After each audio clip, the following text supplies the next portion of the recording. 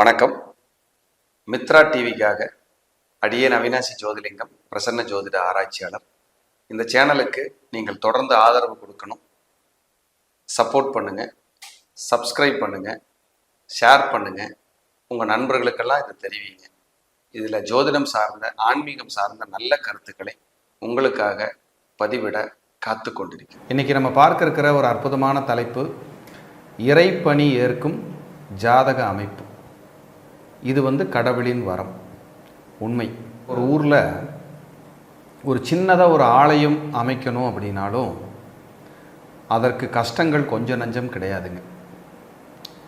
சிலர் ஓகேமாங்க, சிலர் பகைச்சிக்குவாங்க, சிலர் பண்ணுறதுக்கு சப்போர்ட் பண்ண மாட்டாங்க, எதிர்ப்புகள் இருக்கும். இதையெல்லாம் மீறி ஒரு ஆலயத்தை நம்ம கொண்டு வரணும். இப்போ ஒரு 1000 வருஷத்துக்கு முன்னாடி போனோம்னா ராஜராஜ சோழர், இன்றைக்கி அந்த கோவில் தஞ்சை பெருவுடையார் ஆலயம் எவ்வளோ பெரிய ஒரு அற்புத சக்தி, எவ்வளோ பெரிய புகழ், உலக நாடுகளிலிருந்து எல்லாரும் அந்த கோயிலில் பார்த்து ஒரு தமிழன் இப்படிப்பட்ட ஒரு விஷயத்தை செய்திருக்கிறாரே அப்படின்னு ஆச்சரியமாக போன நபர்கள் கொஞ்ச நஞ்சம் அல்ல. அப்போது அவ்வளவு பெரிய கோயிலை 50 கிலோமீட்டர் சுற்றளவில் எந்த பாறைகளும் எங்கேயும் இல்லாத காலத்தில் ஜேசிபி, கிட்டாச்சி, பொக்கலைங்கிற பெரிய கிரேன் மாதிரியான இயந்திரங்கள் இல்லாத காலத்தில் அந்த கோயிலை உருவாக்கி அகழிகளை ஏற்படுத்தி காம்பவுண்ட் போட்டு கோபுரங்களை ஏற்றி ஒரே கல்லில் அந்த நந்தி வடிவமைப்பு இப்படி பார்த்தீங்கன்னா ஒரு மிரட்சியாக இருக்கும், பிரமிப்பாக இருக்கும். அப்படிப்பட்ட ஒரு கோயிலை எத்தனை பணியாட்களை வச்சு எத்தனை வருடங்கள் நடத்தி அதுக்கு மகா கும்பாபிஷேகம் நடந்து எப்படியெல்லாம் இருந்திருக்குன்னு யோசித்து பார்த்தோம்னா நினச்சி பார்க்க முடியாது. அவ்வளவும் பெரிய ஒரு தெய்வ சக்தி இருந்தால் தான் அதை செய்ய முடியும். அப்போது நம்ம ஊரில் ஒரு சின்ன ஒரு ஆலயமாக, ஒரு விநாயகர் ஆலயம் அல்லது ஒரு மாரியம்மன் கோவில் அல்லது ஏதாவது ஒரு முருகர் கோவில், ஏதாவது ஒன்று நம்ம பண்ணுவோம் நம்ம ஊரில். இப்போ அவங்க ஊரில் இதெல்லாம் நடந்துகிட்ருக்கோம் பாருங்கள். இதுக்கு ஒரு ஜாதகத்தில் அமைப்பு இருந்தால் தான் இந்த விஷயத்தை ஏற்று நடத்தக்கூடிய அமைப்பு நமக்கு வரும். முதல்ல இறைப்பணியை செய்கிறதுக்கு 12 ராசி கட்டத்தில் முக்கியமான கட்டம் 4. ஒன்று மேசம், இன்னொன்று சிம்மம், இன்னொன்று தனுசு, இன்னொன்று கும்பம். ராஜராஜ சோழன் கும்பராசி, சதய நட்சத்திரங்கிறது நமக்கு எல்லாருக்கும் தெரியும். அந்த கும்பம் அனுமதிக்காமல் நீங்கள் ஒரு கோபுரத்தை பெரிய அளவில் எழுப்பிட முடியாது. சிம்மம் அனுமதிக்காமல் ஆலயத்தை கட்டிட முடியாது. தனுசு அனுமதிக்காமல் அதுக்கான நிர்வாகங்களை சரி பண்ண முடியாது. மேசம் அனுமதிக்காமல் அதுக்கான கும்பாபிஷேகத்தை நீங்கள் செஞ்சிட முடியாது. இப்படி ஒவ்வொன்றும் ஒரு விஷயத்தை சொல்லுது. அப்போ இந்த 4 ராசிக்காரங்க தான் கட்ட முடியுமா அப்படின்னா அது அல்ல. கிரக பலன்கள் அப்படின்னு ஒன்று இருக்குது. இயற்கையாக தெய்வீக பலன்கள் ஒன்றுன்னு நம்ம ஜாதகத்திலேயே எழுதப்பட்டிருக்கும். அது நமக்கு தெரியாது. ஆனால் நம்ம கோயில் கட்டிகிட்டு இருப்போம். சிலர் சொல்லுவாங்க, எங்கள் அப்பா தான் இந்த கோயிலை முன்னாடி நின்று கட்டினார், தர்மகர்த்தாவாக இருந்தார், கோயில் திருப்பணிகளை செஞ்சார், எங்கள் பாட்டனார் நிலம் கொடுத்துருக்காரு, கோயிலுக்காக நாங்கள் நிறைய உதவிகள், நிறைய பொருள் உதவிகள் எல்லாம் கொடுத்து செஞ்சுருக்கோம், கோயிலுக்காக அந்த தெய்வ சன்னதிக்காக நாங்கள் நிறைய பண்ணியிருக்கிறோம், நிறைய அன்னதானத்துக்காக கொடுக்குறோம், இப்படியெல்லாம் நம்ம பேசிகிட்டு இருப்போம். ஒரு ஜாதகத்தில் கோயில் கட்டுறதுக்கான முக்கியமான கிரகம் முதல்ல செவ்வாய். உங்கள் ஜாதகத்தில் செவ்வாய் முதல்ல பலம் பெறணும். அதுக்கப்புறம் குரு, அதுக்கப்புறம் சூரியன். ஒரு ஜாதகத்தில் குரு, சூரியன், செவ்வாய் இணைவு, பார்வை, தொடர்பு இல்லாமல் குரு செவ்வாய் சேர்ந்திருக்கலாம், குரு சூரியன் சேர்ந்திருக்கலாம், செவ்வாய் குரு சேர்ந்திருக்கலாம், செவ்வாய் சூரியன் சேர்ந்திருக்கலாம், இல்லை 3 பேரும் ஒன்றுக்கு ஒன்று சேர்ந்திருக்கலாம், இல்லை 3 பேரும் திரிகோணங்கள் இருக்கலாம், இல்லை இந்த 3 பேருமே ஒருத்தருக்கு ஒருத்தர் பாகை முறையில் ஒன்றாக இருக்கலாம். செவ்வாய் 20 டிகிரி, சூரியன் 21 டிகிரி, குரு 19 டிகிரி, இப்படி இருக்கலாம். ஒரு முன்னு பின் 3 டிகிரியில் இருக்கலாம். இப்படி இருந்தாலும் அந்த கோயில்களை இவங்க எடுத்து நடத்துகிற அந்த சாத்தியங்கள் இவங்களுக்கு வந்துடும். இயற்கையாகவே இவங்களுக்கு ஏதாவது ஒரு திருப்பணி செய்யணும், கோயிலுக்கு முன்னாடி நின்று பண்ணணும், கோயிலுக்காக ஏதாவது ஒன்று செய்யணுங்கிற அந்த எண்ணங்கள் இருந்துக்கிட்டே இருக்கும். சிலருக்கு சூரியன் உச்சமானாலோ, செவ்வாய் உச்சமானாலோ, குரு உச்சமானாலோ கோயில் திருப்பணிகள் செய்கிற யோகங்கள் கிடைக்கும். எல்லாருக்கும் கிடைச்சிடாது. எல்லாரும் போய் கோயில் திருப்பணிகளை செய்ய முடியாது. நிறைய பேர் கோயில் திருப்பணிகளை கிரக பலன்கள் இல்லாமல் தொட்டவங்கள்லாம் நிறைய குடும்ப ரீதியாகவும் கஷ்டத்தையும் அனுபவிக்கிறவங்களும் இருக்காங்க. அது எப்படி சார் தெய்வம் கஷ்டத்தை கொடுக்குமா அப்படின்னா அப்படி இல்லைங்க. தெய்வம் காப்பாற்றுங்கிற போதும் கரண்ட்டில் கை வைக்க முடியாது. நம்மளும் அவேர்னஸாக இருக்கணும், நம்மளும் கரெக்டாக இருக்கணும்னு சொல்ல வரேன். அப்போது நம்ம ஜாதக ரீதியாக கோயிலுக்கு போய் சில திருப்பணிகள் செய்கிறதுக்கு, சில விஷயங்கள் செய்கிறதுக்கு அனுகிரகம் இருக்கா, அனுமதி இருக்கா அப்படிங்கிறத பார்க்கணும். எனக்கு ஜாதகமே இல்லை சார்னா ஒரு பிரசன்னம் வச்சு பார்க்கலாம். நான் இந்த கோயில் கட்டலான் இருக்கேன், இந்த கோயிலை முன்னின்று நான் செய்யலான் இருக்கேன், அதுக்கு நான் போனேன்னா கரெக்டாக இருக்குமா அப்படின்னு. சில கோயில் கட்டி கஷ்டப்படுறவங்களும், கோயிலுக்கு முன்னாடி நின்று வேலை செய்கிறவங்க கஷ்டப்படுறவங்களும் சொல்லியிருக்காங்க. இதெல்லாம் எப்படி நடக்குங்கிறதையும் நான் சொல்லிடுறேன்.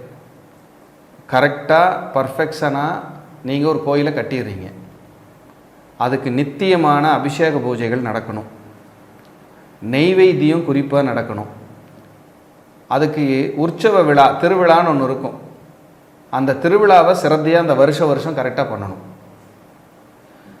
முக்கியமான நாட்கள் வரும்போது அதுக்கு ஒரு படையல் போட்டு ஒரு அபிஷேகம் செஞ்சு பிரார்த்தனைகளை வச்சுக்கணும் தெய்வத்துக்கு. அவங்க தான், அந்த தெய்வம் தான் நமக்கு அனுகிரகம் ஆசீர்வாதம் வழங்கும்.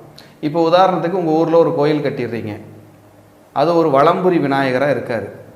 வலம்புரி விநாயகருக்கு எப்போவுமே ஒரு நெய்வேத்தியம் கரெக்டாக கொடுத்துக்கிட்டே வரணும். இல்லைன்னா முன்னாடி நின்று செஞ்சீங்கள அவங்கள தொந்தரவு பண்ணும். காரணம் என்னென்னா, இப்போ ஒரு நேரம் நம்ம சாப்பிடல, எவ்வளோ சண்டைக்கு போகிறோம். ஒரு நேரம் குளிக்கலை, ஒரு நேரம் சரியாக ட்ரெஸ் பண்ணல, நமக்கு அன்னீசியாக தெரியுமா இல்லைங்களா? அப்போது ஊரையும் உலகத்தையும் காக்கக்கூடிய சக்தி வடிவங்களான தெய்வங்களை, ஞான வடிவங்களான தெய்வங்களை நம்ம எந்த அளவுக்கு பேணி பாதுகாக்கணும், எந்த அளவுக்கு அவங்களுக்கு செய்ய வேண்டிய பூஜை புனஸ்காரங்கள் ஆகம விதிகளின் படி முறைப்படி நம்ம செய்யணுங்கிறது யோசிச்சு பாருங்க. இப்படியெல்லாம் நம்ம முன்னாடி நின்று செய்கிற கோயிலுக்கு ஒரு நாளைக்கு நெய்வேத்தியம் தவறுது, ஒரு மாதம் பூரா பூஜைகளே இல்லை, ஏதோ ஒரு தடவை நடத்திட்டு வராங்க, மாதத்தில் 2 நாள் 3 நாள், இப்படியெல்லாம் செஞ்சீங்கன்னா ஒரு விளக்கு கூட போடுறது இல்லைன்னா உங்களுக்கு சிரமங்கள் ட்ராவலாக ஆரம்பிச்சிடும். அதுக்கு நீங்கள் போகவே கூடாது.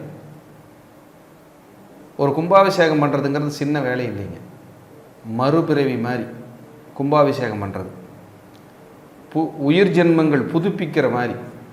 அப்போ கும்பாபிஷேகத்தில் முன்னின்று ஒருத்தர் ஒரு கோயிலை கட்டி அதை கும்பாபிஷேகம் பண்ணி ஒரு வளர்ச்சியோட ஒரு பெருமையோட முன்னேற்றத்தை கொண்டு வரார்னா அவர் உண்மையிலேயே கடவுளின் நேரடி பார்வையில் இருக்கிற ஒரு அற்புத மனிதர் தான். எல்லாரும் போய் கோயில் கட்டிட முடியாது. டொனேஷன் கொடுக்கலாம், பா நம்மளது ஒரு 10 lakhs எழுதிக்கப்பா, பா நம்மளது ஒரு 5 lakhs எழுதிக்கப்பா, யார் வேணாலும் கொடுக்கட்டும். அதை நிர்வகித்து முன்னாடி நின்று இறைப்பணி செய்கிற யோகம் எல்லாருக்கும் கிடச்சிடாது. அப்படி நான் இறைப்பணி செய்கிறேன் ஆனால் கஷ்டம்தான் இருக்குன்னா அப்படி எல்லாம் கணக்கு. நான் கஷ்டத்துக்கான காரணத்தையும் சொல்லிட்டேன். இறைப்பணி செய்கிறீங்கன்னா உங்கள் வம்சம், உங்கள் சந்ததிகள் ஒரு புண்ணியத்தை தேடுகிறார்கள் என்று அர்த்தம். அடுத்த பிறக்க போகிற பேரனோ பேத்தியோ ஏதாவது ஒரு வம்சத்தோ, ஒரு வம்ச விருத்திக்கு, ஒரு வளர்ச்சிக்கு, ஒரு உந்து சக்திக்கான ஒரு குழந்தையாக, தெய்வீக குழந்தையாக பிறக்க போகுதுன்னு அர்த்தம். இதில் மாற்றுக்கிறதுக்கு இடமே இல்லைங்க. ஒருத்தர் சொல்கிறார், சார் நான் கோயில் கட்டியிருந்தேன், ஒரு அந்த சுவாமிக்கு அந்த உடை அணிந்திருக்கும்போது எலி அந்த தீபத்தை அப்படியே இழுத்துட்டு போய் போட்டுருச்சு, அது அப்படியே நெருப்பு தொந்தரவாயிடுச்சு. அதுக்கு ஒரு பிரசன்னம் பார்த்தாங்க என்கிட்ட. சார் இது தொந்தரவு பண்ணுது. அவர் சொல்கிறார், அந்த சேலை ரவுண்டாக இருக்குங்க, நெருக்கடியாக பார்த்தா நுரையீரல் மாதிரி இருக்குது. சார் இதுக்கப்புறம் உங்களுக்கு எதாவது நுரையீரல் ப்ராப்ளம் வந்துச்சான்னு கேட்டேன். நுரையீரல் சுவாச கோளாறால் 1 வருடமாக அவதியுறுகிறேன்கிறார். அதுக்கான வைத்தியம் போயிட்டுருக்கு சார்ங்கிறார். நமக்கு அதை பராமரித்து முறையாக கொண்டு போகிற விஷயத்தை சக்தியாக இருந்தால் நம்ம அந்த ஃபீல்டில் இறங்கலாம். இல்லைன்னா அமைதியாக நின்று 10ஓட 11 தரிசனம் பார்க்குறது சிறப்பு, பிரார்த்தனைகளை வச்சுட்டு வர்றது சிறப்பு. இதெல்லாம் நிறைய இருக்குங்க சூட்சமங்கள். பிரம்மோற்சவம்னு ஒன்று கொண்டாடுவோம், கும்பாபிஷேகம்னு ஒன்று இருக்கும், 12 ஆண்டுகளுக்கு ஒரு முறை. அந்த 12 வருடத்துக்கு ஒரு முறை கும்பாபிஷேகம் இல்லைனாலே அங்கே சிரமங்கள் ஸ்டார்ட் ஆயிடும். ஏன்னா அது ஆகம விதி. அந்த விதிமுறைகளை நம்ம கரெக்டாக கொடுக்கணும் முன்னாடி நிற்கிறவங்க. இல்லைன்னா எங்கேயோ டிஸ்டர்ப் வரப்போகுதுன்னு அர்த்தம், நெருக்கடி கொடுக்க போகுதுன்னு அர்த்தம். சும்மா இல்லைங்க. கோயில் கட்டுறதுங்கிறது வீடு கட்டுற வேலை இல்லது, பரவாயில்ல வாஸ்து தோஷத்தோடு கட்டிக்கலான்னு. அங்கே ஆகம விதிகள் சாஸ்திரம் விதிமுறைப்படி இருக்கணும். பிரதிஷ்டை பண்ணுற சிலைகள் எந்த விதத்துலையும் டேமேஜ் இல்லாமல் இருக்கணும். ஒருத்தர் எங்கிட்ட வரார் பிரசன்னம் இந்த கோயிலுக்காக பார்க்குறக்கு, சார் உங்கள் பிரசன்னப்படி உங்கள் சுவாமியினுடைய சிலையில் ஏதோ டிஸ்டர்ப் இருக்கிற மாதிரி காட்டுது, குறிப்பாக விரல் பகுதிகள் எதுவும் இருக்குன்னு. அந்த விரல் பகுதிகள் 2 பகுதிகளும் டேமேஜாக இருக்குங்கிறார். ஆனால் அதுக்கு நீங்கள் நைவேத்தியம் பண்ணி பூஜை பண்ணி அவர் தான் முன்னாடி நின்று பார்த்துட்ருக்கார். அவர்கிட்ட இந்த கஷ்டங்கள்லாம் உங்களுக்கு இருக்கான்னு கேட்டால் இது பூரா இருக்குது சாருங்கிறார். இப்படியெல்லாம் பண்ணக்கூடாதுங்க. கும்பாபிஷேகமே எதுக்காக பண்ணுறோம்? ஏதாவது தொந்தரவு இருக்கா, சிலைகள் மாற்றப்படணுமா, டிஸ்டர்ப் இருக்கா, பிரச்சனை இருக்கான்லாம் செக் பண்ணுற வேலை தான் அது. கரெக்டாக ப்ராப்பராக இருக்கணும்.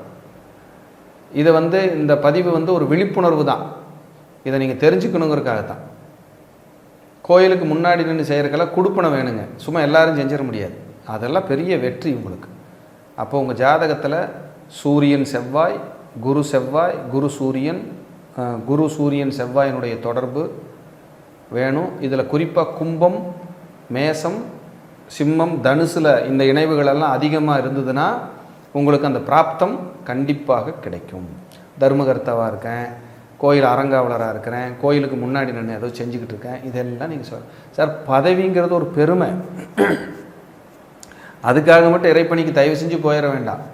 அங்கே நடக்கிற விஷயங்கள் உங்கள் பார்வையில் சரிப்படுத்தப்படணும், கரெக்டாக கொண்டு போகணும். இல்லைன்னா சிரமங்களை அது கொடுக்கும். இது யார் வேணாலும் நீங்கள் செக் பண்ணிக்கங்க. அதனால் இறைப்பணியில் இருக்கிறவங்க, இறைப்பணிக்காக முன்னாடி நிற்கிறவங்க அதை கரெக்டாக கொண்டு போகணும், நிதானித்து கொண்டு போகணும், டிஸ்டர்ப் இல்லாமல் பார்த்துக்கணும். அவங்களுக்கு என்ன தெய்வங்களுக்கு என்ன தேவையோ அதை முறைப்படுத்தி செஞ்சுக்கிட்டே வந்தீங்கன்னா உங்கள் வீடுகளில் உங்கள் குலம் வளர்ந்து ஜெயிச்சு முன்னேறி வம்சாவளியாக புகழோடு இருப்பாங்கன்னு சொல்லி, யாரெல்லாம் இந்த இறை திருப்பணியில் இருக்கீங்களோ அவங்களுக்கெல்லாம் அந்த இறைவன் பரம்பொருள் எல்லாருக்கும் எல்லோமும் கிடைத்து எல்லாருக்கும் எல்லாமும் கிடைத்து தோஷங்கள் நீங்கி நல்ல வாழ்க்கை வாழ எல்லாம் வல்ல இறைவனை நானும் இங்கு வேண்டுகிறேன். மீண்டும் ஒரு நல்ல பதிவில் சந்திக்கிறேன். நன்றி, வணக்கம், வாழ்க வளமுடன்.